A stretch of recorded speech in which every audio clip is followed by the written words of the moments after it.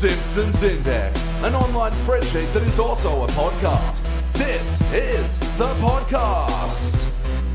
Coming to you out of SideQuest Studios, this is the Simpsons Index, episode 297. Hello out there, I'm your host, Elliot J. O'Neill, joined here as always, except when he's not, by BT Calloway. Oh, hi. And joined once again by returning champion, all the way from beautiful Los Angeles, is Mia Moore. I was saying Boo Earns. Is that what I'm supposed to do? I don't know. You do whatever you feel. Returning champion. I feel like that's really overselling what it is to be a podcast guest. Like, you guys do all the work. Let's give a round of applause. Oh, thank you. Oh my goodness. I was gonna say, don't applaud on mic. That's gonna sound terrible. Yeah, I do nothing. But thank you for joining us for the Simpsons Index, and we review Simpsons, and we've got a pair of season 34 episodes to review today. But first of all, we do turn to our returning champions and ask, Mia, so in the last time since you've been on the podcast, have you been keeping up with the Simpsons, old or new or otherwise? Where are you at with the show? Not really, no. I don't watch what new a episodes. Unique answer. I know. Yeah. I don't know. I mean, the Disney Plus thing kind of bums me out. Like, for a while, I was like skimping off my parents' Disney Plus account to watch Simpsons, and then they got rid of the ability to do that, and now I'm like, I'm not going to pay you whatever $12.99 a month to watch Simpsons. I used to have these all on DVD. I got rid of them when I moved one time. I blew it, so I guess that I just will never casually be able to watch the show as a comfort object again. And I've made my peace with that. Well, sometimes the show isn't as comforting as it used to be anyway. Yeah. What do you mean? What do you mean by that? I can't imagine. Well, I mean, having said that, season 34, you hear things about the quality of the show and where it's at these days. And season 34, we've noticed the 30s have been better. And season 34 actually averaged out all the episodes we've watched now. It's the best season of the 30s that we've reviewed so far. Is this the most recent season? Like, did this episode come out like 4 months ago, or is this a couple of years old now? Oh, no. A couple of years old. They're currently in 36. Yep. Gotcha. Okay. New doesn't really mean new. Yeah, Yeah. right? Recent Like, doesn't new mean is recent. season 22, right? And that's like Exactly. 40 years old now. Yep. So Yeah. yeah, these were perfectly serviceable Simpsons episodes, right? Like, I don't know, they're not great, but I did laugh a couple times, which is more than I can say for some other ones. Yeah. I think maybe not as bad as some of the ones we've shown you in the past, but yeah, let's hook into them anyway. So first of all, today we are reviewing season 34, episode 2, One Angry Lisa. First released in October of 2022, it was directed by Matthew Nastuk, written by Jessica Conrad. In this episode, the title's kind of misleading because that's the B story, and it's a very small part of the episode where Lisa gets called up for jury duty. But in the A story, Homer gets Marge a pedalon, not a Peloton, and she becomes obsessed with the online biking coach Jesse. Hey, what'd we think? Woof. I don't know. I'm kind of surprised that it took us like 16 minutes, like 2/3 of the way through the episode, to actually get to court, because I feel like that's what the episode was promising us. And then there's like one scene of Lisa in a courtroom, and it's like, and then it's done. And like, I thought this was going to be a real grandstanding Lisa episode, and it did not turn out to be that as much. Yeah.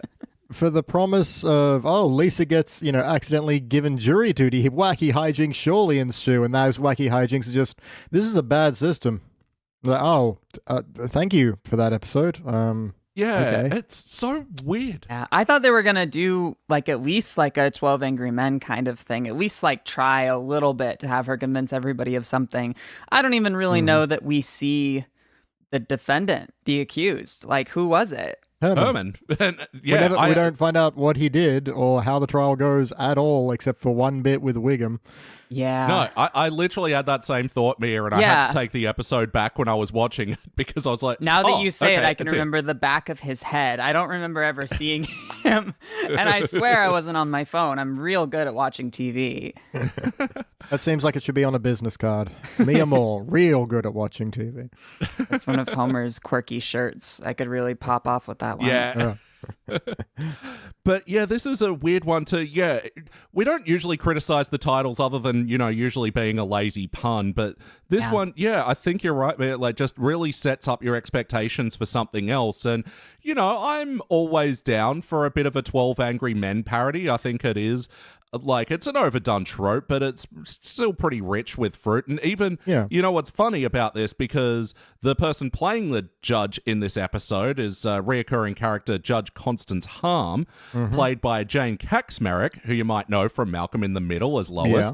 And of course. they did an excellent 12 Angry Men parody on that show involving Lois. That's so funny. Is she the judge on The Simpsons? Because she had a Fox show for like 10 seconds where she played a judge.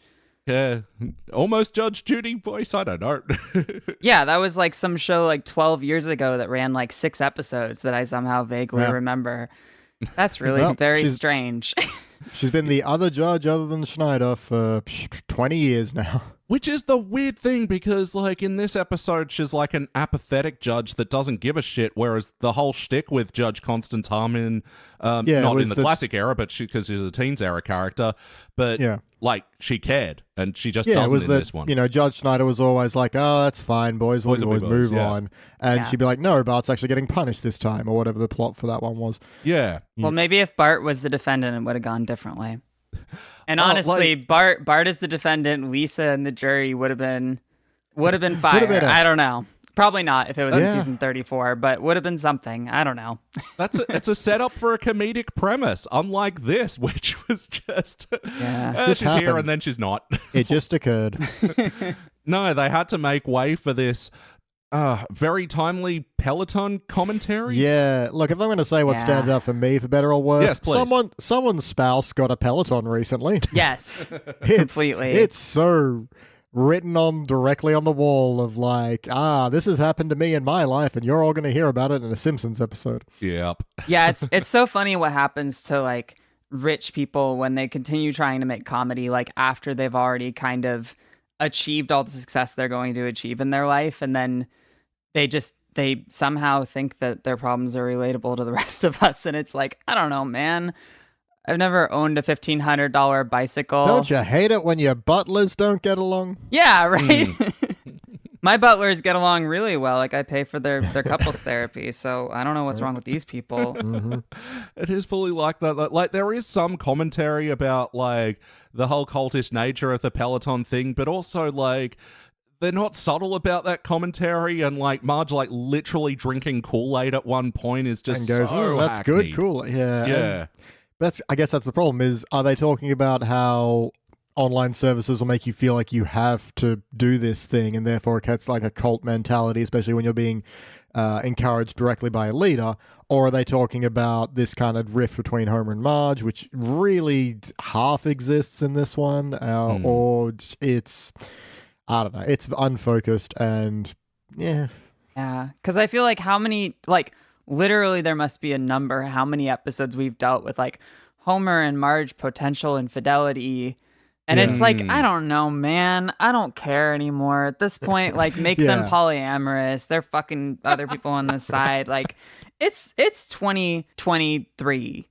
Right? There or thereabouts. Yeah, it's the year that Marge and Homer open the door of their marriage.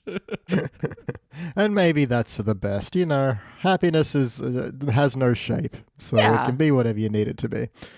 I don't know, like the way that the episode treats that whole arc is so strange to me. How like at the end, Homer ends up going to assault this guy, loses the fight, and then Marge comes around to kick his ass too. And I'm kind of like, what did this guy do wrong? Like, I guess that he's like ripping people off, but like, well, he didn't fuck your wife, dude. Like, what? No. Okay. And he very clearly even said, we're just going for a ride. Even when Marge kind of draws like, are we going to meet in person? He's like, no, of course not. Yeah, he very clearly had no intention of fucking your wife, in fact. And just paid more attention to her than you do. Like, Yeah. I don't know, jerk ass Homer. Because there's something to be said about, Marge is finally getting encouragement. She really likes that. That's fine. But, the fact that this whole thing ends and I'm like, well, Homer acted like a jealous jerk and Marge did say another man's name in bed. So fair enough to say all their problems are not fine. But the episode's like, and now they're happy and riding a bike together.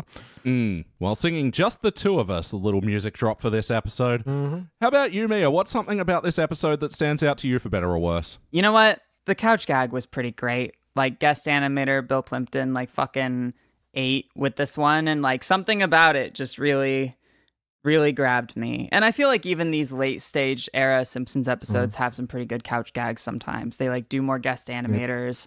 I liked the Don Hertzfeldt one, even though that was probably 15 years ago now. Sure was. Recent. Yeah, that's it. All I really know about the couch gag, I just wrote down, that's a lot of screaming.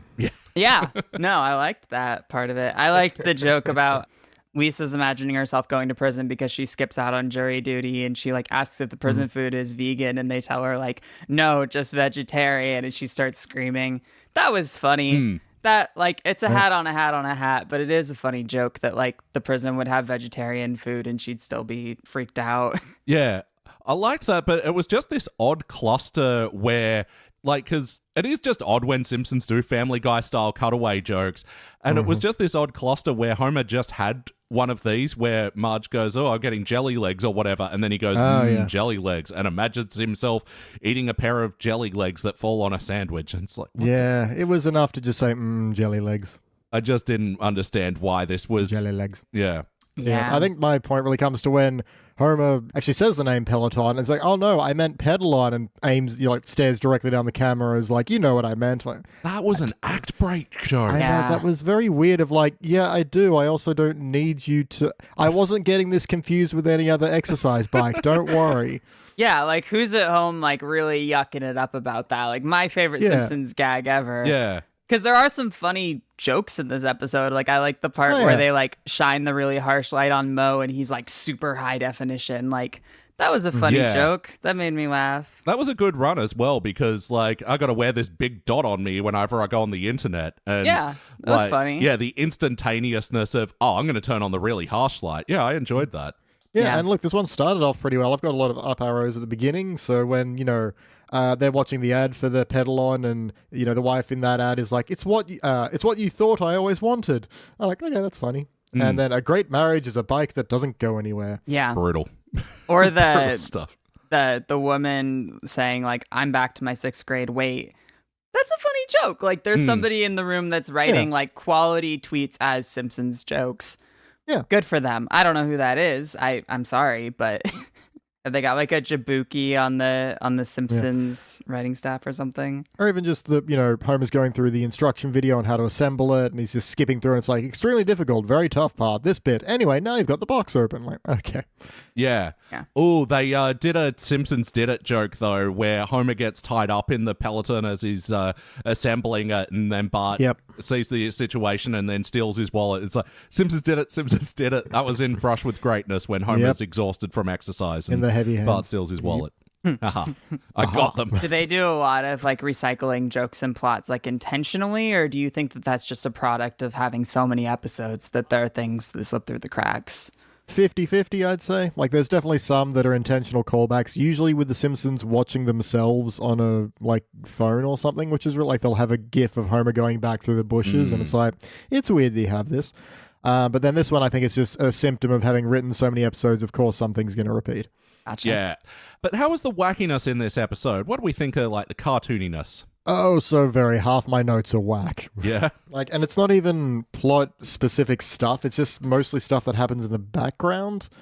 Look, a bit I did like, which is, Marge tries the Peloton for the first time and is like, the instructor's really encouraging. It's like, it's a positive online interaction. Alexa, can you believe it? And Alexa's just like, I'm on a cigarette break, and has a cigarette. Okay, that one got me. I actually laughed at that one, yeah. Yeah. Look, just in the background of the video, we find out Skinner's toupee falls off. It's like, all right, that's a thing. Yeah, this was actually talking about, like, Simpsons history jokes. Like, this was an element of the show that they wanted, but they abandoned early on. But for whatever reason, in recent seasons, they've brought back the whole Skinner has a toupee. I don't know if it's being brought back so much as it's just a random visual gag they're throwing in.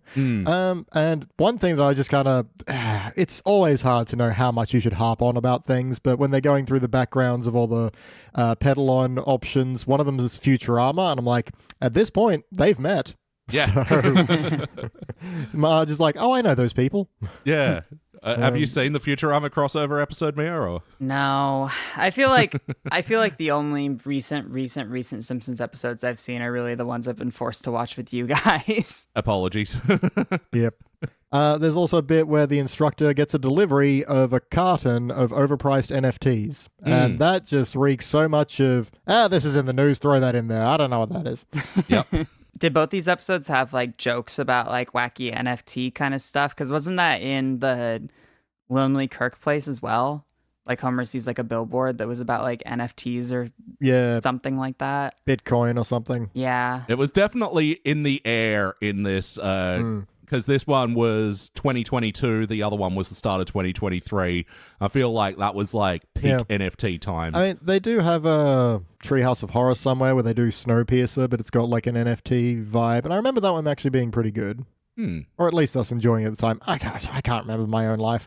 The other bit of wackiness I want to bring up, and I don't want to harp on too much about it because, like, old sitcoms, back in the day would do the whole, convenient news broadcast thing. They immediately turn on the TV and it's showing the relevant news thing. So, like, I don't want to be too critical of it, but, we're here.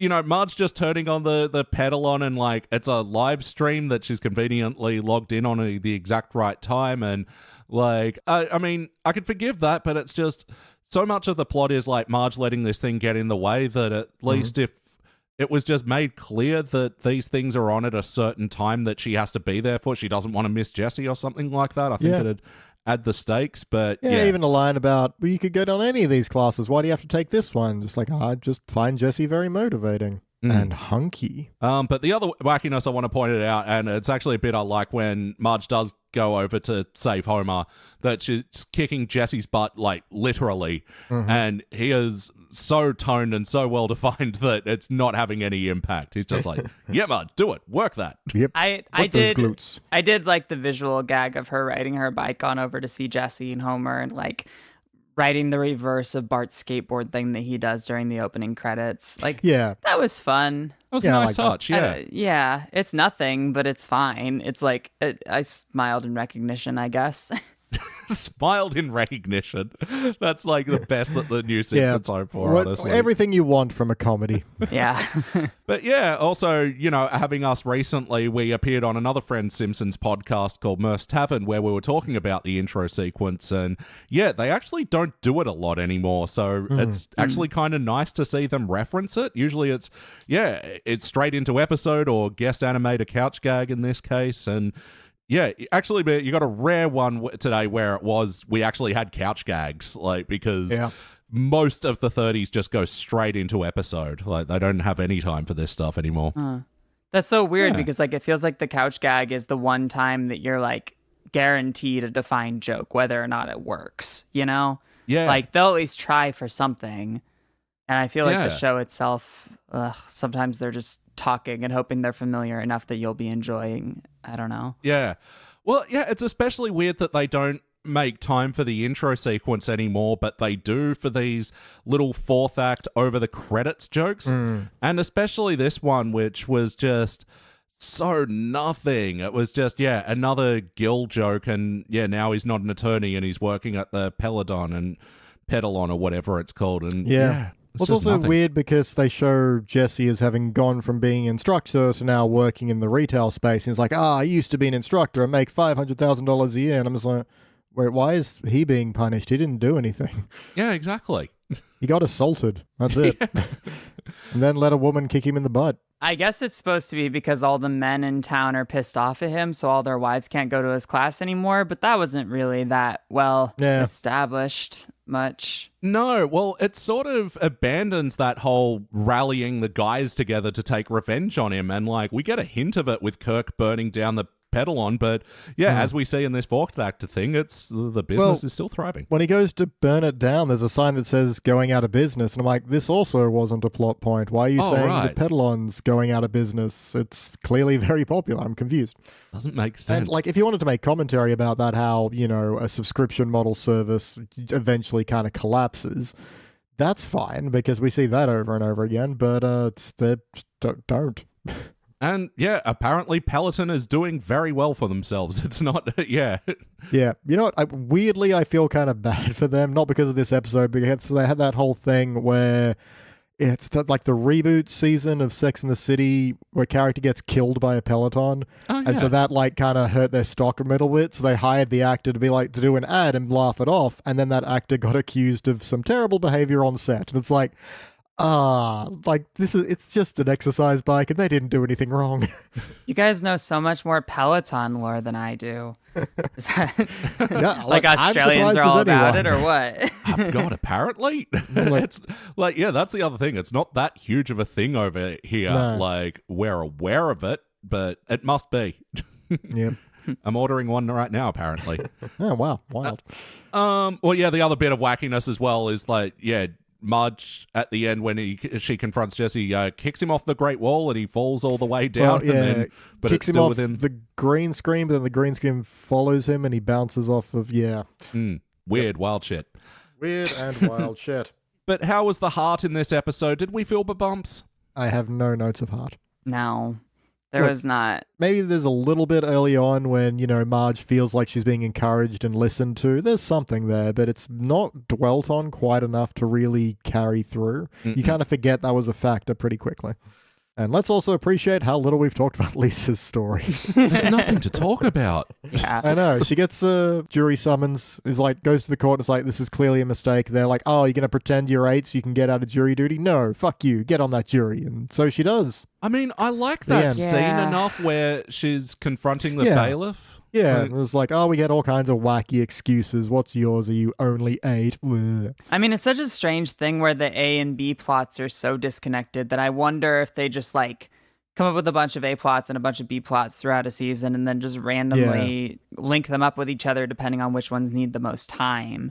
Like, did they spend so much time on the pedal-on stuff that like they needed a B plot that was like 4 minutes? Maybe. I don't know. Yeah, because I did wonder if we were getting a classic Simpsons fuck you beginning where it's all this work around the pedal-on and then Lisa walks in and goes, Mom, you've been on that thing for so long, you didn't get the mail, which is why Lisa's opening the mail. And I'm like, did we have this entire first act just so Lisa got the mail? Like, surely not, which then didn't. But, you know, given the episode title, I'm like, surely this is either B plot or a first act fuck you. But no, it was really the A plot. Which is so weird. Again, like, did you not have a lazy enough pun for Peloton or bike riding that you can title the episode about? Yeah, it just sets up a weird expectation.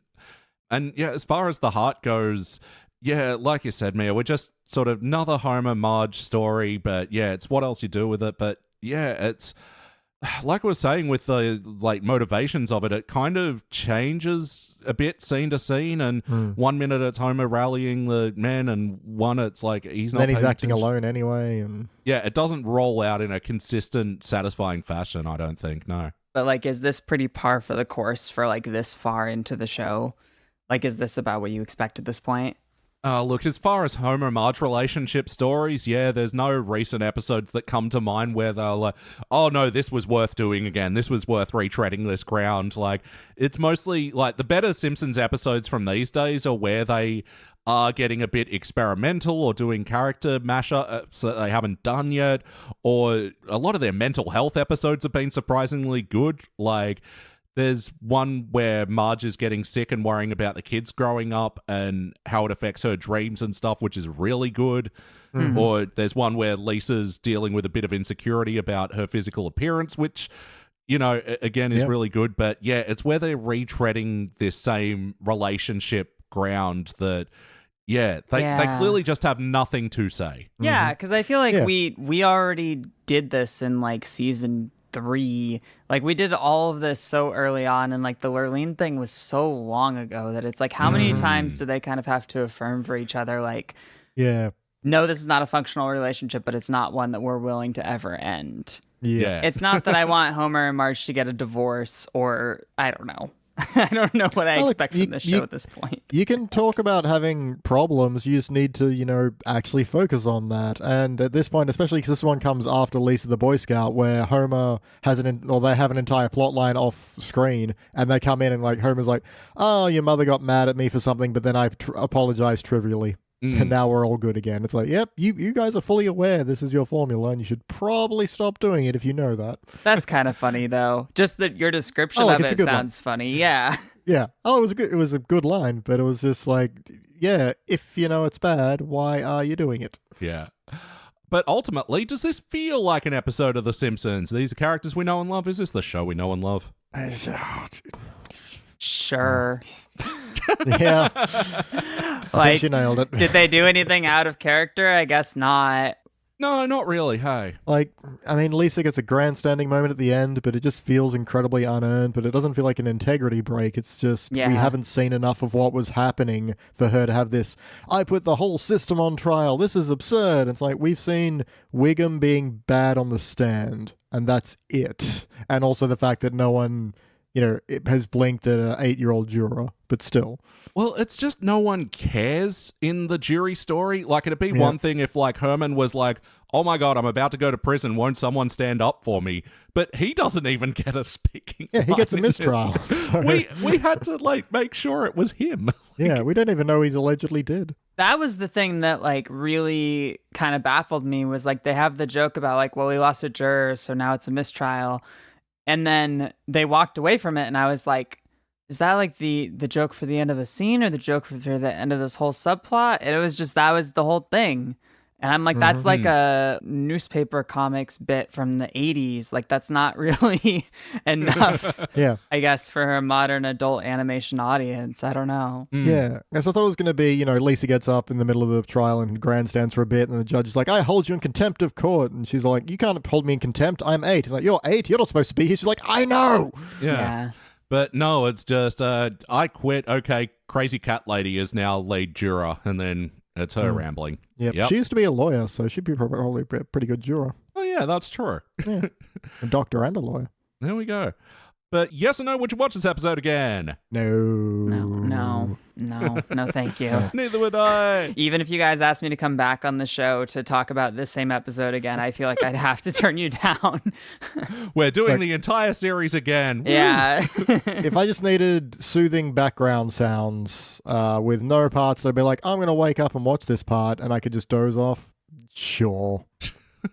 There's better things to do a sleep watch through. I mean, bring it back to a Futurama. Apparently, that's like one of the most popular shows to sleep to. Really?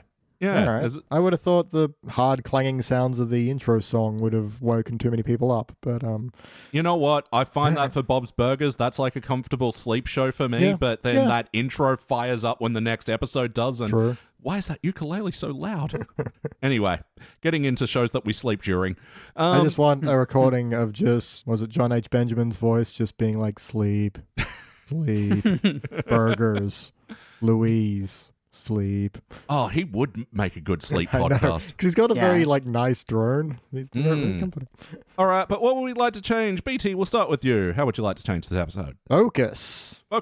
Yeah, what are we doing? What do you want to do? The idea of a exercise bike with a subscription service is kind of absurd, so there's something to talk about that. But they barely even dwell on the idea that it's a subscription. It's just, so that's odd. And then if you want to have, Marge is getting encouragement from someone and she really, really responds to that, and Homer's interpreting it as jealousy, and look, maybe there is a degree of an attraction to it because it's a hunky dude who's paying attention to her. Sure, you can play with that for a little bit, but ultimately, it's not like Homer wasn't attracted to Mindy back in that episode, but it's about what you then do. You're going to be attracted to other people throughout the course of your life.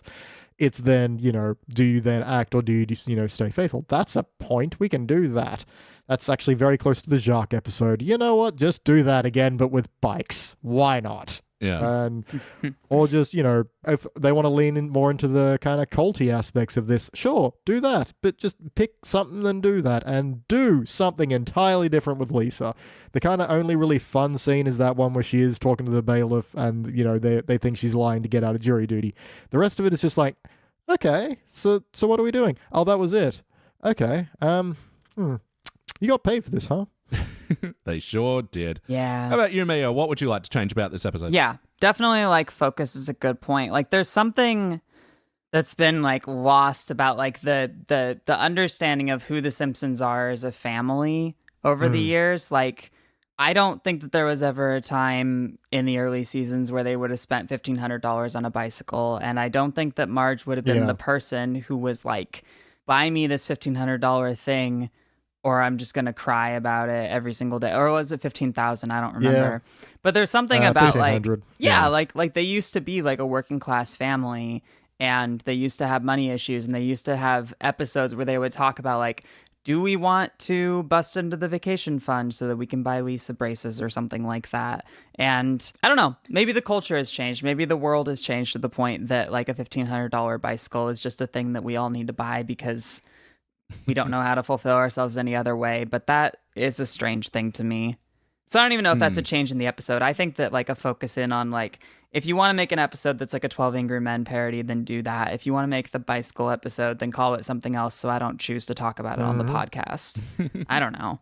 Yeah, look, it's just coming back to what I said earlier. I'm down for a 12 Angry Men parody where Lisa's like kind of the adult in the room. And yeah, like she gets there by the same method, but then it has the whole... well, no one else is taking this seriously, so I'm going to have to. Yeah, and give some stakes for the defendant. Like, there is something to, you know, a judge that doesn't care, his lawyer, you know. I actually did like the joke where Gil wrote not on one hand and guilty on the other one, and he mixed up which one he was. Like, a decent visual gag there. Like, the pieces are all there. I'm surprised that they just didn't lean into it, because I don't think The Simpsons have really done a 12 Angry Men, like, focus on the jury sort of courtroom I mean, episode.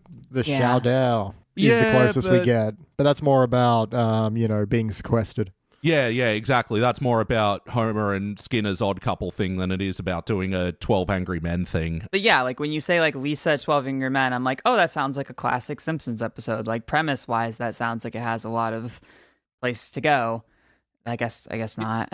Yeah, well, I mean, especially when, you know, Springfield can be a town that gets riled up easy, but also can be mostly apathetic. I think you can really play with that. And yeah, just the whole Peloton thing, like, again, it just feels like, ooh, commentary rather than, you know, this is something that The Simpsons would do. Like, and they get close. I wonder if that vibe is going to carry to the next episode. We'll just have to see. Like, there is something about, like, yeah, it's an expensive luxury item that, you know, Homer gets convinced to join, like, on a payment plan or whatever. But then, yeah, they're just really on the nose thing. Like, I really fucking hate that drinking the Kool-Aid joke, because it's just like, as if you didn't get it yet. Let's just shove it down your throat. Like, but they don't even lean into that aspect too much. And yeah, if you are going to do modern commentary, I think there's something here to do, like commenting on parasocial relationships almost with, you know, Marge and this Jessie person who's like... yeah, and she's building it up in her head and he's like, this is a job. Yeah, I don't know you at all. I get it. You spent a lot of time with me, like obviously not scripting it that obviously, but there's something there. All right, I think it's time for our final notes. Now it's time for our final... Sorry, this Peloton's killing me. Everyone's final... You didn't need to method podcast, BT. I always do. Everyone's final notes. You could have done it from inside a courtroom. Mia, do you have any other notes from this episode you want to mention before we move on to the rankings? You know what? This would have been a really great time for me to bring up the whole thing about the class stuff, and I didn't know that this was coming, so no, I don't have anything else to say. I don't know. How about you, BT? Any other notes? Look, a quick positive. At the beginning, you know, Marge kind of storms off and then kind of comes back into the room and puts Homer's resting his beer on his belly, so she puts a coaster under it. I don't know, quick little gag, and I liked it. Actually, yeah, in that same scene, like Homer scrolling through the TV to look for other gift options, I kind of like that escalation of like, it's a husband giving his wife a car, then a boat, then a giraffe. I thought that was pretty funny. Yeah. Let's see. Marge is sleep pedaling, which I thought was kind of funny, and they focus on her gross pedaling legs. And like cyclists get gross legs. You know you do, cyclists. Gross legs. It's like they're vacuum sealed around the muscles. It's Take that, you two-wheelers. I know, gross. I like Homer's line when he's fighting Jesse and losing badly, and he just has this line of, I'll die as I lived, failing and sweaty. Yeah. Quite frankly, I could say that. That could be on my tombstone. Marge, when this is... Okay, so Marge comes in, breaks up the fight between Homer and Jesse, and then says, I'm tired of men telling me what to do. And I'm like, that's not been a thing for this episode. Like, you had your pedaling instructor... That was about it. This episode keeps forgetting what point it's making. And in fact, like, part of the whole thing is that she wants to be told what to do. She wants a chance to turn her brain. Yeah, she wants a chance to turn her brain off and just be told to do something mindless and get affirmation for doing it. So that's the opposite of what the episode is about, actually. Yeah.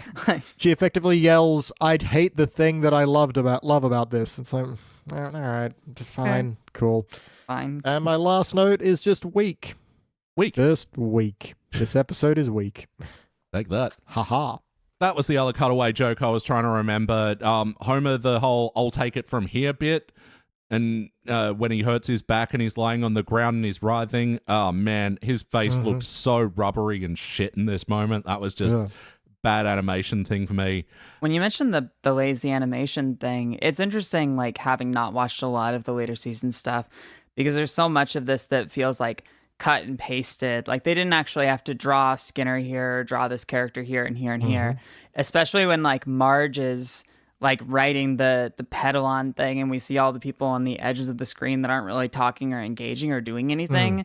They're not, like, doing something interesting. They're just, like, blank faces unmoving on the sides of the screen. And it feels like back in the day when they actually had to be, like, drawn, it was like, I don't know, they would have been doing something cartoony. Yeah, that was actually going to be one of my notes of change, is just like, why have this like live streaming class thing if we're not going to use the class? Like, Marge getting slightly snippy and jealous of other climbing people. the leaderboard. And... Yeah, but then the video thing is there apparently for a leaderboard. But yeah, also, like, when Marge is using it, we're never seeing her video on there as well, which is, again, minor gripe, but also, if I knew I was on a video chat but I couldn't see myself, I would go fucking insane. I'd be like, oh my God, what can people see of me right now? Like, yeah, that part really bugged me for unnecessary reasons. But the cringiest part that bugged me, though, was Jesse freestyling. Oh, right, I forgot about that. I'm Hamilton on a bike, yo. Yeah, sure, whatever. Jesus. If you're done, I do have a potential quick Jordan Zane O'Connor. Jordan Zane O'Connor. Very small bell sounds today, because it's more I need confirmation that this is what happened. How does Marge find Jesse? Because Homer has this whole thing of he's talking to Lovejoy, and Lovejoy's like, "Hey, you know how we say we don't share your information? Yeah. We do." She tracks Homer's phone. There's like a quick shot of her, and she has like a Homer beacon or whatever on her phone that she follows. Okay, this is why I wanted to double check. So I was maybe writing a note at the time, which is, why I did not clang the bell. I will unclang that bell. It's a modern thing with marriage these days that you get a GPS tracker on your spouse these days. That's fucked. Boilerplate. Actually, no, there was one more note I had, which is this episode is banned in China and Hong Kong. Really? They don't believe in bikes? I'm pretty sure China likes bikes. No, but they don't like when people make criticisms of China. And at one point when they're on the Great Wall, Jesse goes, we're riding through China where forced labor camps force kids to build smartphones. Yeah, wow. Do they not know that's happening there? Well, this episode, along with the season 16 episode Goo Goo Gai Pan, are both banned in China. So yeah, sorry, our podcast fans out there that don't know what the fuck episode we're talking about. There's no season 34 episode 2. Yeah, you guys have a large Chinese listenership for the show. I don't know. As big as our Michael Jackson fan listenership that were disappointed when that episode got taken off. Yep. All right, it's time to rank this thing. On the Simpsons Index, we rank using a 6-point scale, which starts down the bottom at failure. Maybe if the episode was just meh, you give it a participant. But for the positive rankings, you got okay bronze, good silver, excellent gold, but for the best of the very best, you give cubic zirconia. I'm going to go first. Let me show you how it's done. Yeah, look, big old participant for me. I think a couple of good jokes do buoy this one slightly, but like, this was pretty close to the pit of failure for me. This was just a very I don't know what we're doing here kind of episode. How about you, BT? participant as well. It's, nothing's offensive about this one. It's just, it doesn't even really feel like it's trying, but it's also, there's nothing horrible about it. I didn't yell at the TV at all. So, participant. And Mia, please finish it will off. slip out of the brain. Yeah, this one's going to get a big old P word from me, too. I'm not... It was fine. I laughed a couple times. That was okay. From a storytelling perspective, structurally, it's wet tissue paper, but that's okay. Yeah. All right. And now we're going to move on to another episode from season 34. We're going to review Hostile Kirk Place. We'll be back. Just going to squeeze on in here with a little bit of an ad, but it's an ad for us, so there's a good chance you might like it. Just a reminder to check out Starring Springfield. It's our podcast where we review the movies that star the cast of The Simpsons. And in our latest episode, we review Lion King 1.5. Yes, that movie had half a sequel, and it stars Julie Kavner as Timon's mum. Anyway, back to the show. And we are back, and we just watched Season 34, Episode 16, Hostile Kirk Place. First released in March of 2023, it was directed by Stephen Dean Moore, written by Michael Price. In this episode, there's some things you never think you're going to say as a Simpsons podcaster, and here's one of them. Kirk Van Houten becomes a fascist leader. Hey, y'all, what did we think? What? Yeah, I think the first episode that we watched, I just said woof, and this one's gonna get a big woof from me too. I don't know, man. Mm-hmm. What are we? There are some things that maybe The Simpsons doesn't need to tackle. Yeah, maybe. I think that is the perfect response. Just, I don't know, man. Just. And yeah, it doesn't need to this is another Simpsons modern commentary one where it doesn't feel like it's got a real point that it wants to make. It's just sort of saying, oh, this is a thing. Moving on. Kind of like that. There are takes. They're not hot takes. They're not really. It feels a little bit South Parkian, but Well, I mean, and there's something so self-serious about the whole thing. I don't know, The Simpsons has done book burning gags before, but it wasn't people in Nazi uniforms with a giant pile of burned books saying you said you were only going to burn half the books. Well, I lied, and then burning all the books in the library at the school. I don't know. There's something that hits different about that than the Reverend Lovejoy's book burning mobile or something like that, which is because that was just a quick gag. side gag. Yeah. Yeah, but building Kirk up as a fascist leader of the town now, and I just Wait, why is this? Is this a recurring thing that comes back later at some point, or what? So you're not going to believe this. No. No, I agree. If I have an easy, quick, direct complaint about this whole one, it just gets too big. Even what they're going for, it's just, why have Kirk take over the whole town in 3 weeks and become this fascist dictator? If you want to have a parallel, keep it small so it's relatable rather than going absolutely over the top. Yeah, it's another one, kind of like the last one, where it's losing its focus and it's trying to hit too many things. And yeah, like you said, BT, it gets too big for its own britches, and it's not consistent. It's just very escalated very quickly. But yeah, let's hook into this thing. Mia, we'll start with you. What's something from this episode that stands out to you for better or worse?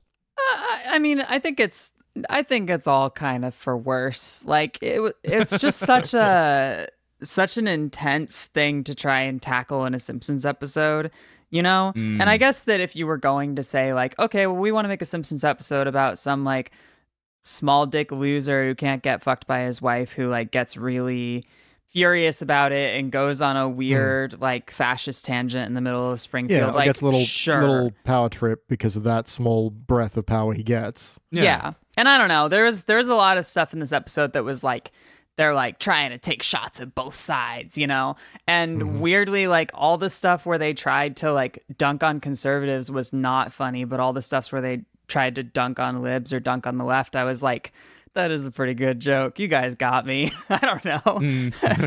I liked the joke from Homer's t-shirt. There was something about who farted, all of the cow greenhouse emissions or whatever. Yeah. That's a funny gag. I don't know. I actually didn't mind that for a story point for Homer to have a shirt company that was playing both sides. I feel like that's kind of Homer's like little golden retriever get rich quick scheme sort of thing. Yeah. And even down to his ad, like that was probably my biggest laughs of the episode was Homer doing his own split screen. Yeah, clearly at different times of day and not getting the pairing up right at all. And yeah, and doing the high five and they like both go through the screen and it doesn't look good. And then when he does the ad that's targeting the left, that the background is still like got Shutterstock watermarks on it. I'm just like, that's a nice detail of the kind of way that Homer would approach doing this sort of thing. Like, being like, I'm not paying for a background. What do you Yeah. How about you, BT? What's something that stands out to you for better or worse? So, this episode I ended up watching with my girlfriend, who has not seen an episode of The Simpsons since like season 5. Maybe it's not into it at all. So I was just like, hey, you sure you want to watch this one with me, honey, sweetie, baby, darling? And she's like, yeah. I'm like, well, get ready for mediocrity at best. It's bad enough I make my podcast guests watch this, but I feel extra bad when I'm accidentally dragging spouses and significant others. I gave her every option to exit. She was on board, and it was nice to have like an exterior perspective on things and that kind of thing.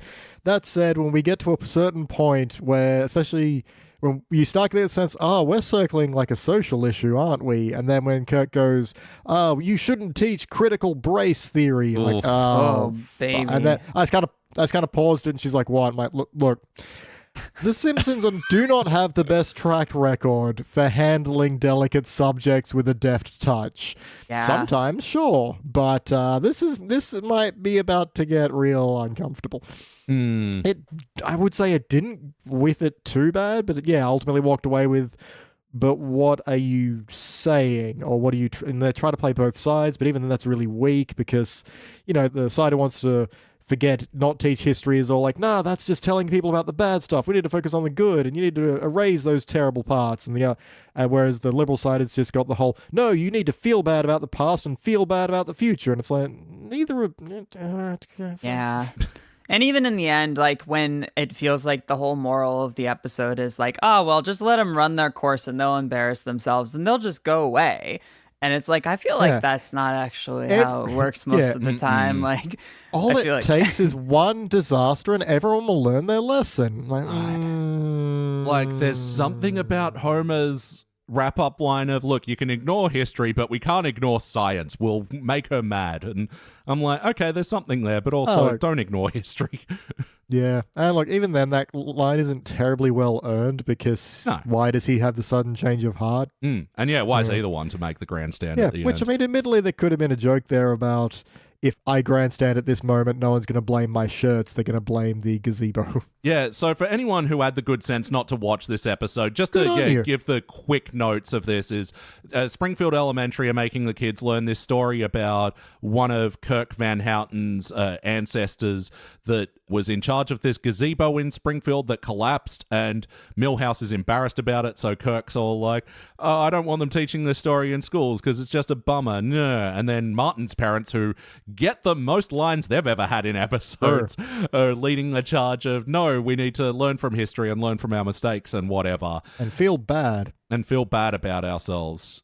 Yeah, because, and bringing up Simpsons did it. In the old story, the gazebo collapsed because too many men were pitching woo and playing their ukuleles, and they were playing the song from Skinner's Sense of Snow that weird goblin sings to the princess lady. I will spend my days pitching woo to you all. I was like, wait, is this a song or is Simpsons just doing this? I was confused. I want to believe it's just the Simpsons referencing themselves because that's funny. I did, again, have to pause this, and my girlfriend's like, why are you pausing my line? Like, I have to make a really nerdy note right now. What was your nerdy note? Well, they're just like, 22 years ago, there was this episode. Oh, right, that one. Man, what an episode to drag your girlfriend into. You couldn't have just been like, hey, let me just, I definitely have to watch this episode for the show. And it's like season 6. Look, we then did check out the Treehouse of Horror that had Death Note parody because she's actually, unlike me, read Death Note. Oh, yeah. What'd you think of it? Very disappointed there wasn't a scene of Lisa eating potato chips, which is a part of Death Note. I'll take a word for it. Yeah, no, she showed me the clip, and it's like, yeah, that should have been there. This is ridiculous. It's like this overly dramatic, I'm going to write the names of people I'm going to kill with my right hand. With my left hand, I'm going to take a potato chip and eat it. And it's like, yeah, that should have been in there. That's funny. But was this a particularly wacky episode? How were the cartoony moments in this one? Okay, I did quite like Homer's spray-on music. Which is, hate to admit, but that got me both times. yeah, and even his mention of a face bidet. Pardon? Yeah, one of the inventions he mentions is a face bidet. As one of the ones he bought or one of the ones he was pitching? I think one of the ones he bought. Oh, God. So, yeah. Wackiness. Shaq is in this. Not him. Yeah, no, I figured, but they call him Shaq. They reference Shaq Fu. It's definitely, there's no question here. I mean, if they stopped doing as many like guest star roles, because I feel like both the episodes that we watched, I didn't see a single guest star. Maybe Jesse was some guy. I don't think so. No, Jesse was just Hank Azaria. I mean, they had, in One Angry Lisa, they had, at this stage, series regulars of Jane Kaczmarek as Judge Harm, and then Fat Tony had a small appearance. But in this one, that's another change, Mia. They've finally replaced Bart's fourth grade teacher with Miss Peyton, played by Kerry Washington. She makes at least a few appearances per season. Yeah, I was wondering who she was, because like I saw her and then she like didn't have any lines, I don't think. She's just sitting there. I was like, did you just feel weird talking about critical race theory without having like a black woman on stage, or what's going on here? She's there now, but she did have one line which I didn't mind, which was, your ancestor, he admitted his faults. His dying words were "my bad." I'm like, I liked that line delivery. Yeah. That wasn't bad. But the other guest star of this episode, and it's continuing the trend of episodes that feature Weird Al Yankovic that I hate. Oh, yeah. Okay. Despite the fact that I adore Weird Al, like, he's just one of my absolute all-time favorites. Yeah. But every episode of The Simpsons that he's involved with, I fucking hate. Yeah, because he's just there for the couch gag, and it's just very, wow, it's him. And it's like, okay, I mean, fine, but I feel like they've redesigned his character model, and I don't like it. Yeah, that was pretty disgusting, because he was in a classic episode, right? He was in like season 9 or 10. It was like 13 or 14, but it's where Homer moves out with the two gay guys, and... Yeah.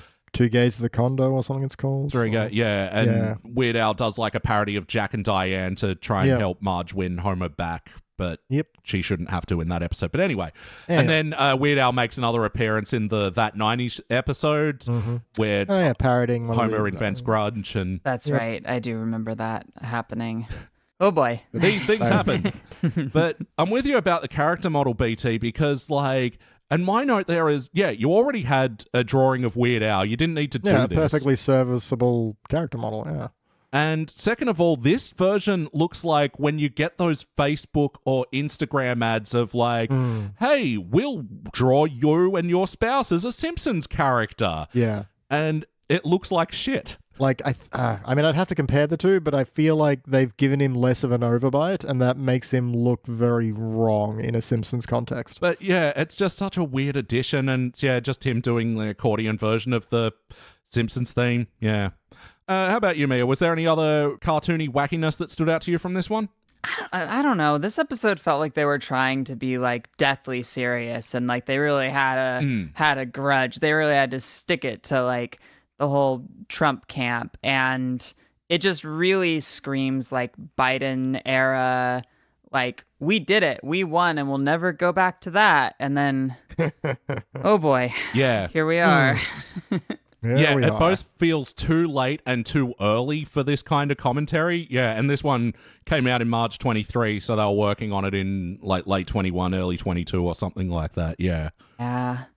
There's something so miserable about like, I don't know, like you tune into The Simpsons for escapism, and it's like every single fucking day. I mean, like in America, at least, we have to hear about this every single day and deal with it every single day. And it's like, I don't know, maybe there's a certain point where I don't need D-list characters in the cartoons that I watch to become Nazis sometimes. Yeah. This had never happened in SpongeBob. Yeah, that kind of happened in SpongeBob. With the plankton having the brain control hats in the movie, you know. Fair. He was a bit of a fascist dictator. But he wasn't like talking about like I guess erasing history this and- episode isn't specific about any people specifically that Kirk is bigoted against, but you just kind of get a general sickly vibe to it all. Yeah, and maybe that's what saves it from getting too cringe, is that they're not talking about people, they're just talking about the events, and, you know, that's maybe what helps it stay from being horrible. Yeah, but I mean, they do make specific references, like after Homer's ad plays, Bart makes the comment, it's like, oh, well done, Dad, way to go, way to milk the rage bucks out of the red hats. This episode's like, this is very much what we're talking about. This isn't like just the extremism of a partisan issue. No, they know what they're trying to do a metaphor for, and they're not doing it particularly well. Yep. And the other animation thing that stands out to me is this episode starts and then in the third act reminds that there's like this Seussian framework of being told about the most silliest, most Kirkiest events in Springfield, and it comes back at the end. It almost works, because at the end, you know, someone kicks down the door and like, you're not teaching that story, as if to suggest it all happens over again. It just doesn't make sense that it's in that Dr. Seuss style, because if it's a lesson to a class, it doesn't need to be Seussian. Well, to not like do it on every single act break as well, I feel like undercuts like, why are we doing the framework if we're not doing the framework almost? Yeah, or at least have voiceover during some of the scenes. Yeah, because actually, come to think of it, isn't it when we jump ahead in time, that would probably be the correct point for the narration to come back in, and it doesn't. It just skips to, you know, however later it is. 3,000 years in the future or something, and they still have iPhone. I mean from when Kirk goes from getting a little ground at the PTA meeting to becoming a dictator. I'm pretty sure we just jump forward. There's no moment which you'd think you want to throw to your framing device then to facilitate that time skip. Yeah, that's it. We don't even get a SpongeBob title card 3 weeks later. You know, it is 3 weeks later. And I will say about this episode, we were just talking about focus a few minutes ago. This episode is very focused. The A and the B meld together. It really seems like they had something they wanted to talk about structurally, but I don't know why they did that. No, I mean, at least you can give it that credit that unlike the last one, where the A and B were oil and vinegar, like, at least it's part of it. It's blended. It still feels oddly unfocused, but in a different way in terms of, but what are you saying here exactly? But how was the heart in this one? Did we feel the bumps? Like, there's a bit where Marge gets up during, you know, this very divided PTA meeting and says, hey, look, I think we can all agree we all just really care about our kids. And, like, that's something. And there's something to be said that then Chalmers caves to the side he's more afraid of. So, you know, while both sides are arguing, one has more of a threat and therefore they win. Like, as a kind of, like, you know, anti-heart moment. I think that is all the heart moments I have listed. It is. How about you, Mia? What do you reckon of the emotional core of this thing? Nope, not particularly. You know, it's interesting to see people who are the opposite of affected by these kinds of things happening in the real world. You know, like, the fascists aren't going to come for lib-ish Simpsons writers. But I don't care enough to grandstand about it, so no, not particularly heartful. Maybe I'm sick of grandstanding after 9 years of this shit. I don't know.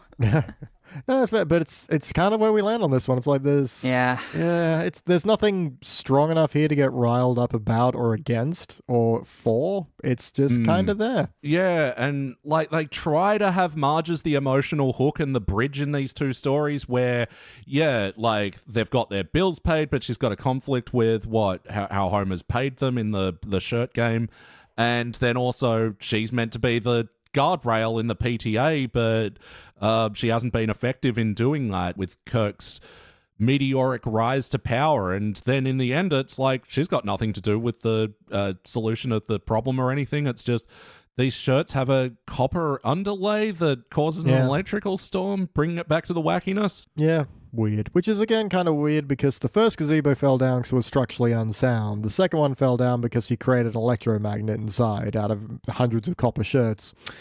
Fair enough. No one would have thought that was going to happen. So, kind of different. Whatever. Yeah, it wasn't Kirk's fault, really. Like, no. his hubris was his fault. But, yeah, it's just an odd thing. This episode is an odd thing. But ultimately, did Yeah. it feel like an episode of The Simpsons? These are characters we know and love. It feels like an odd thing. Yeah. I don't even know. This is one of those ones where I have to end up going, what even is this show anymore? I I don't know. I would say what Homer was doing was very Homer-y, like just out to make a quick buck and doesn't really understand like the ramifications of any of it. And he's just goofing around, coming up with silly jokes for shirts. That sounds like a Homer subplot. The rest of it, I don't really know that that's working, but whatever. Yeah, like maybe there's something to Kirk finally, being able to get people behind him, being this sort of figure, like. But yeah, I think the episode is also just too heavy-handed with its real world, like metaphors of what's happening in real world, like with Kirk being what is clearly on like a Tucker Carlson show, going, I just want all your viewers to know I'm being silenced. Yeah, I think that was specifically supposed to be Charlie Kirk, but it could have been Tucker. I don't know. Any piece of shit. Yeah, but The Simpsons didn't need to do this, basically, is where I'm falling with this one. So it doesn't feel like The Simpsons to me. Like, their political commentary, like, in the past could just be so much more subtle than this. Like, this seems overt, both with nothing to say. Yeah. Like, So, I mean, we came out of this one relatively unscathed. That's nice. Just, normally when they try to tackle social issues, we all get a little grumpy. But this one, I feel like we all had the same response of, pretty much. But yes or no, would you watch it again? No. No, thank you. All right, what would you like to change? BT, please kick it off. Focus. I feel like I'm a guy in a blurry movie theater. Yeah. What do you want to say about this? And my main thing again is going to be scale it down. I think it gets too big and that really disrupts the flow of it because now Kirk is an absolute totalitarian fascist. That's weird.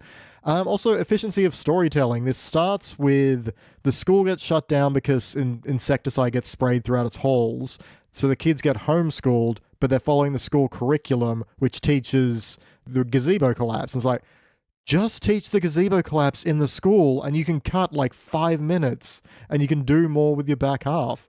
Like, it's weird that they walked that route to get here. I don't know why. Yeah. It feels like it's a bit of lockdown commentary, but also later on in the season they have the Caterpillars episode, which I'm guessing you haven't seen it, Mia. Nope. That's their like COVID lockdown episode where caterpillars take over Springfield. And that sounds horrible. That sounds like one of the worst television episodes that I will never watch. No, we did not like it. No. So look, maybe it was inspired by lockdown. I don't know. But just for efficiency, all you need is teach the gazebo in school. Milhouse comes home looking sadder than normal. They ask why. They find out, they're telling this. That's it. You can get there so much faster. And even then, Milhouse, I can't even remember if he's even really in this one all that much. Like, something like you try to give focal point of, this is making him feel bad. Kirk holds him up at one point and wobbles him back and forth and was like, look how sad he is. But I don't know. Well, you're circling what I was going to change, but I answer this question last so I can take your ideas and look really smart. No. Now, Mia, what would you like to change about this one? I feel like they could have just done literally anything else. I feel like there's no real salvaging this episode. I feel like I would advise not to talk about this at all. And maybe just, maybe just wrap it up. Maybe just cancel the whole thing maybe 12 years ago. Yeah. Get to the end of producing this episode and go, no. Show's over. I don't know. It's over. Pack it up, people. Dust your hands. Yep, last one out. Turn off the lights. I mean, I'm looking up the Caterpillar episode you guys were talking about, and it looks like in that episode, Kirk is like an anti-vaxxer type. So, he is too. Yeah, that's he's right. got like a sign that says, "Who benefits from Caterpillar lies? Think for yourself." That doesn't sound that funny to me, but well, to each their own, I guess. Maybe somebody's yucking it up. Yeah, Kirk has really turned into that. Yeah. How about that? I guess. Yeah, interesting. Yeah, look, my big note of change here, and yeah, like I hinted at earlier, is it's Milhouse. He needs to be at the center of this thing, and it's like, yeah, the simple thing of, yeah, Dad, like, I embarrass myself all the time, but I learn, and, you know, like, obviously the dialogue doesn't need to be that rote, but, like, It can be, though. It's that simple thing where, yeah, he can feel bad about him and his ancestors and everything, but it's like, that doesn't have to be my future, and like, learn from the mistakes. It's just like the thing that this episode is setting up. Yeah, it does feel like in the end the episode is not actually critical of people who want to like destroy critical race theory or whatever. Like, it sort of makes fun of them a little bit, makes them look silly, but it doesn't really have any concise idea about that. Well, no, and it does set up this whole idea with the folly of book burning and all this, and doesn't follow through with it to the end. And like, yeah, even the actual gazebo falling doesn't have anything to do with something you could have learned from the past. This is a completely new problem of copper shirts causing an electrical storm in a gazebo. Like, this isn't something that they could have relied on the past to fix or preempt or anything like that. And yeah, I think both Milhouse and Marge, to drive the emotional core of this episode, are so sorely needed. Again, to back up your point, Mia, if you needed to do this story at all. Yeah, because you could just stay at, hey, the kids are getting homeschooled now. That sounds wacky. They've kind of done it before, but whatever. But even then, just to your point, Elliot, of like, you know, have Milhouse and Bart playing, and, you know, Kirk storms over and he's like, oh, you're not allowed to hang out with this boy anymore. He believes your ancestor was a moron. And Bart's just like, dude, I don't care. Yeah. Like, that was someone else entirely that I never met. What do you... Yeah. But this is Milhouse. It's not that guy. All right, we are here. It's time for our final notes. We already had the song. What are you doing to me? I know, but Did you forget the past? Am I doomed to repeat it? Now it's time for our final notes. Everyone's final notes. Thank you. Mia, do you have any other notes, parts of this episode you want to mention before we move on to the rankings? I just want to apologize for not really being that funny. I feel like I'm tired. I feel like I don't have anything to say about any of this. I feel like I'm not really contributing anything all that interesting. I just, like, to the listening public, I don't know. I'm usually better than this. Look, hey, we work with what we're given, and exactly, the Simpsons. It's like there's nothing in this episode that's strong enough to knock any kind of like discussion against. If you think of it as, you know, being like a handball wall, it's like it's made of putty. Yeah, pretty much. BT, final notes. Yeah, look, there's an early line where Homer's watching TV and it's like, now back to something or other from 1986. And Homer's like, 1986, I was 2 years old. Or was I 30? Like, Yeah. I quite like that because I'm like, okay, fair. It's hard to acknowledge time in The Simpsons. And I also kind of like the thing that overloads the school is Ralph. You know, they've put too many plugs into various things, and Ralph goes to use an electronic pencil sharpener, but he's trying to sharpen the wrong end. Eraser first. Yeah, they just leave it as a visual. They don't call to it. They don't say, Ralph, that's the wrong end. No, fine, leave it as is. Perfect. So there's something funny about Homer buying a flashlight but it's got the most lumens. I get a lot of those ads, and it's weird. It's like 40 billion lumens, and you're like, and then you see, like, that's physically impossible. What are you talking about? You're also getting the ads for the naval vac and all the other products. I wish. My navel's just disgusting. I know. Bit of wackiness. Martin just has a robot that gives him shit in his homeschool. Yep. Oh, yeah. I was wondering if that was like a consistent thing in the show. Nope. It just existed for this one sketch. I vaguely remember him having a robot like way back in the day, but I don't know. Yeah, maybe. Who knows? Let's see. When they build the gazebo, it's like, Springfield's now the woo pitching capital of the state. It's like, okay, that's all right.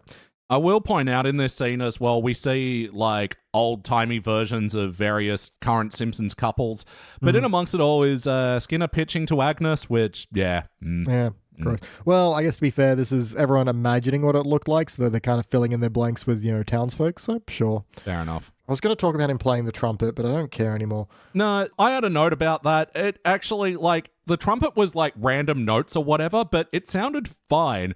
And I don't know if any of you out there have ever tried to learn a brass instrument, but like, to get your embouchure to a point where you can actually make a note on these things is quite difficult. So the fact that like it wasn't just sounding like breath going through a tube, like he was actually making notes. Like, trumpet's hard, man. That's half the battle. Well, he said he's never had any formal training, right? Maybe he learned a little bit on YouTube. Yeah. Although it would have been kind kind of funny to be like, I'm going to play this trumpet to annoy you, and then he can't make any noise. Like, that backfired. Trumpet's hard. It looks like Marvin's robot was from a season 16 episode, but it showed up 8 times. Wow. It's called No. Chum. Oh, vaguely remember that. Childlike humanoid urban muchacho. Wow, we are fake fans. We forgot the deep lore with Chum. Let's get out of here, damn. All that Chum episodes. Okay, a note I did kind of like is when they're saying, we all need to forget the past, like the monorail or Lady Gaga's visit. I'm like, okay, that's a fair self-reference. Which is funny because, like, I feel like the Lady Gaga visit has been overshadowed by the Elon Musk visit, which was somehow a much, much worse episode that is only getting worse with time. Yeah, they can't really address like the Elon Musk or the J.K. Rowling of it all. Like they just... That's right, she was in one. We're past that. Yeah, of course she was. Yeah. It's funny, with the Simpsons removing the Michael Jackson episode and they haven't gone back on that one. If they're, there'll be a point where they remove those ones. Interesting. Who knows? Like there's a bit where Shaq just says, exactly. And I'm like, that's terrible and I like it. Yeah, the other terrible but I like it joke with Shaq was like, he's a Shaq belt in Kung Fu and a black belt in Shaq Fu or something like that. Anyway, good to see Cousin Shaquille getting some shout-outs on The Simpsons. I never knew. We pronounce our names the same, but they're spelled very differently. Yes, and that's the only difference. Sorry, I'm looking at my notes. I'm like, do I even want to talk about any of these? There's a weird bit where... It's this episode, man. I don't think any of us want to talk about it. It's not out of a like, this is gross and uncomfortable. It's more of a, there's a bit where... Because also, Homer's very successful with the t-shirt business, so that's weird. Not just t-shirts as well. He's selling like bumper plates and bongs. Yeah. Bongs for some reason. But there's a bit where, he wakes up and Marge is all like, I didn't get a wink of sleep. He's like, let me adjust your copper number. And then she just gets electrocuted and I was confused. And I'm going to leave it there. Yeah. Oh, yeah. Sorry. Last note from my girlfriend was like, I don't know, she mentioned that it doesn't really make sense to have this revelation. Surely that should be Marge making the speech at the end. And her comment was, this episode feels like a mocking parody of a moralizing tale. So it feels like propaganda being made by one side to make fun of the propaganda of another side, but it's trying to sit in the middle. It's confusing. Yeah, I mean, that kind of speaks to the thing that I was saying about how like all of their dunks on conservatives aren't really funny because it just feels like lib shit, like boring, like the kinds of things that were all over the internet 8 years ago. And like their dunks on libs and the left too are just very much like middle-aged men complaining kind of stuff. But like I don't know, at least it wasn't like Orange Man bad, the Commander and Cheeto. Like I just feel like we're so far past the point that I want to see any Trump jokes or Trump fan jokes in an adult cartoon. Yeah. But it was a different world in 2023. It was. We're all very tired now. Yeah. Well, I mean, at the very least, using Kirk as the stand-in, a balding small dick loser, that makes sense, like, at least. I liked the part where somebody called him Large Millhouse. That was funny. Big Millhouse was good. Yeah. Oh, I had a Jordan's anal corner. I gotta put the lid back on the... Oh, my God. Sorry, man. If you don't know this bit, we got one of our frequent guests. He's very anally retentive and points out the smallest thing, but we've attributed this segment to him. Yeah, let's hear it. And we got a bell. It's actually a water bottle. Yeah, when Martin fires up his song and he busts out a ukulele, it is clearly a guitar. It is not a ukulele on the soundtrack there. And his song also sucked. And also the ways that he was like plucking with his fingers did not match the music coming out of it at all. But thank you. That would be weird if it did, if they put delicate attention into that one thing for a moment. Well, like the delicate attention is a good point because then they have... comic book guy pull out a weird instrument, which I double checked, and it's a Vulcan lyre from Star Trek. It's an instrument that Spock plays. So, like, they have that attention to detail. Like, banger. It's there are some banger Vulcan lyre songs. Yeah. My only other note is, this is a very Hank Azaria heavy ep between Kirk Van Houten and Frink and the voiceover, and Super Nintendo Chalmers. It is one thing we've noticed, Mia, is that, like, you know, Julie Kavner not sounding like Marge, like, that's almost old news at this stage. Yep. We've noticed Harry Shearer's been dropping the ball voice-wise, but yeah, this is the first episode where I got a hint that, Hank is also kind of losing it, where some of his characters were just bleeding into, like, his standard talking voice and not being They're distinct. all getting older and starting Bruce Springsteen cover bands. What do you want?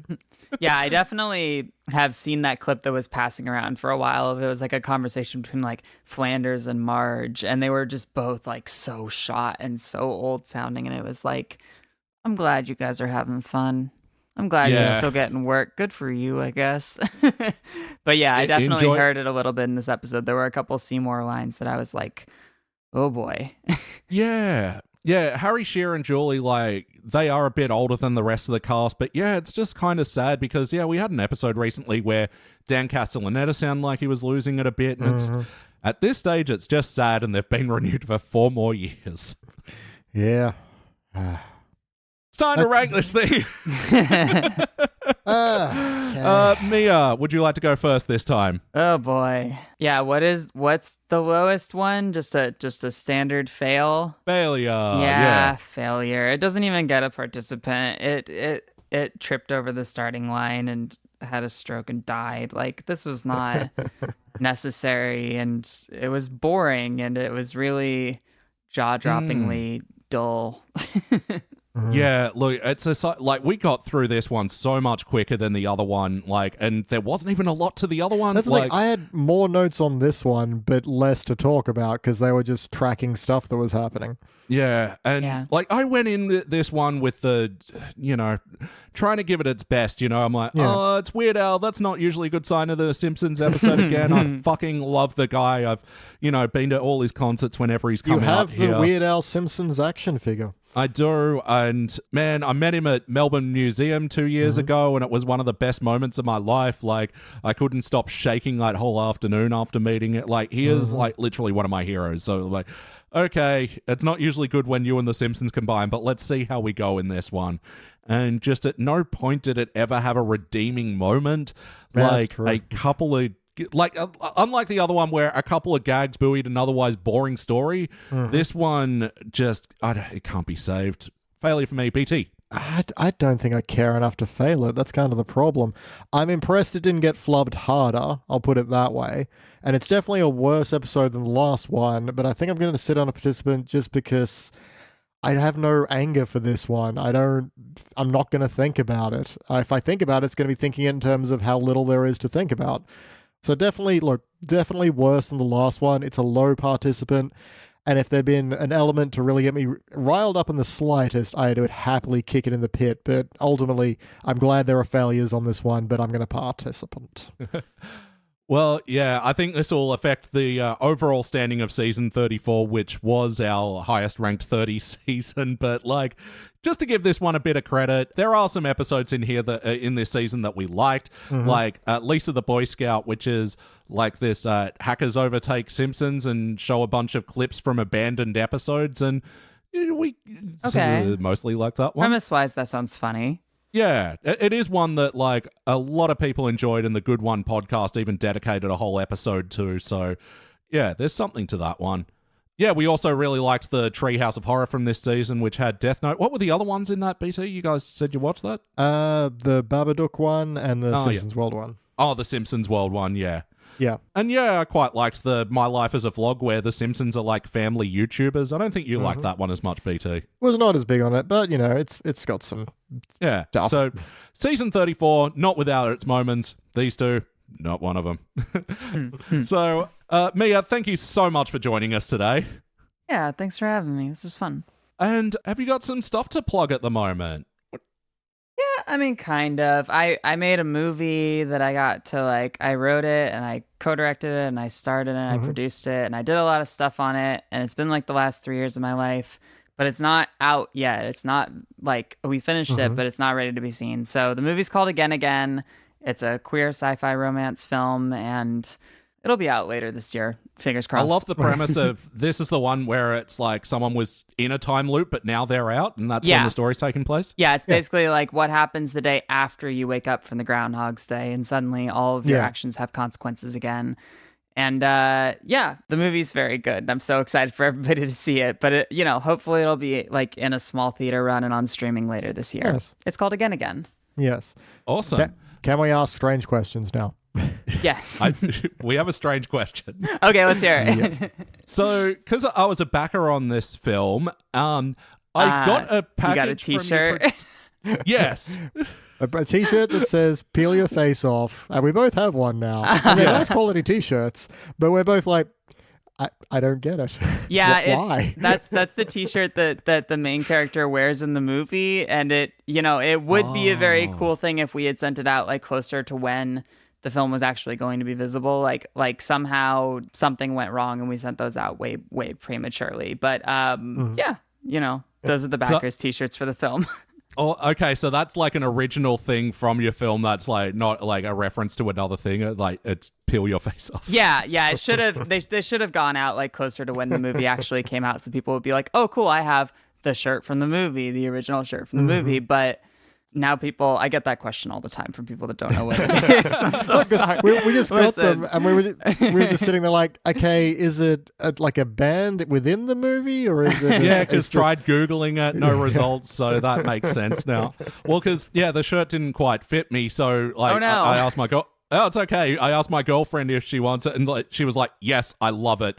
And she was in Peru recently where a couple of people were asking her about it, and she's like, she doesn't know what it is. I don't even know what it's from. Okay, well, and there's something so much funnier about her being in Peru for that story. Yeah. Yep. So you've gotten some advertising in South America a little bit. Okay, cool. Yeah, it's very much something that should have gone out closer to when the movie was actually available for people to see.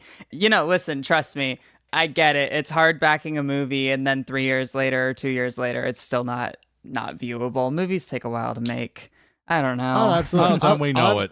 I'm looking forward to watching it and doing that Leonardo DiCaprio bit of pointing at the screen when the shirt comes on. Oh, good, because the shirt's on screen like 90% of the time. So you're going to love this movie. Pointing so much. Yeah. Awesome. Wonderful. Well, BT, what else are we up to? All right, you can also check out From Us, starring Springfield. This is our other podcast available now on whatever podcast you're currently using, where we review films that star the cast of The Simpsons. Whoa, Godzilla 1998. Absolutely, that was the first our one first we did. one. It is Whoa, along came Polly. not yet. We Haven't done that one. Okay. Because these movies get recommended to us by our beloved heroes over on Patreon. That's patreon.com/SideQuestStudios, where there are well over 200 exclusive podcasts and just a backlog of so many starring Springfield episodes. But yeah, the perk is you get to pick what movies you want us to watch. So if you want us to watch that Ben Stiller classic, Along Came Polly, you can do that. Or if you can find something far better or far worse, you have at it. We will watch anything, assuming we can find it. Some of them are genuinely hard to track down, but so far I don't think anything's eluded Elliot's grasp. Oh, I've gotten very good at tracking down obscure movies starring Simpsons people. We managed to find The Christmas Path, which an obscure old movie, which happens to be Shia LaBeouf's first film he ever did, and it's a piece of shit. Also a courtroom drama. There we go. But yeah, this week out on the free feed, we're reviewing Baby's Day Out, which is Hell yeah. not as bad as I thought it would have been. I love that movie. Who's in that? Yeah. Like, who's the Simpsons character in that cast in that? Joe Mantegna, Fat Tony. Oh, that's right. Okay. Classic. Yeah. Yeah. Yeah. I love how many people hardcore stand for Baby's Day Out. That's awesome. Yeah, like honestly, there's some weirdly fun like practical effects and stuff like that in that movie. Like the baby like wandering around the construction site. I'm like, I'm here. I'm seeing you. I get it. Yep. And the most nut shots I think we've had in a single film. Like, Joe Mantegna gets his nuts burnt by a baby in that movie. Yeah, but how many nut shots? You'll just have to listen and find out. Will we ever break that record? I have no idea. But no, it's a real fun premise. And yeah, if you join the Patreon, you get to suggest what movies we review for starring Springfield. So go check it out. Patreon.com/SideQuestStudios. But for now, that's it for the Simpsons Index. Once again, thank you so much, Mia. Thanks for having me, guys. This was fun. Absolutely. Thank you as always, BT. I should have thought of an exit line, and I didn't. Oh yeah, my line was definitely a Simpsons quote. You guys just don't know that episode. Yeah. Yeah. It was from one of the chum ones, yeah. Chum. I'm sick of this podcast anti-chum agenda. No, don't. Just cut me out. Who cares? We're destroying the past. No more chum. And I've been your host, Elliot J. O'Neill. That's all the mustard in the house. Thank you for listening to the Simpsons Index podcast, which is also an online spreadsheet available at thesimpsonsindex.com. We're also on social media. You can follow us on Blue Sky, Instagram, and on Threads. Links for all that and more are down in the show notes. And lastly, consider giving us a 5-star review. Why not? We'd do it for you. Now, there's no bonus scenes for this episode. Everything we left in was pure gold, so we'll catch you next time.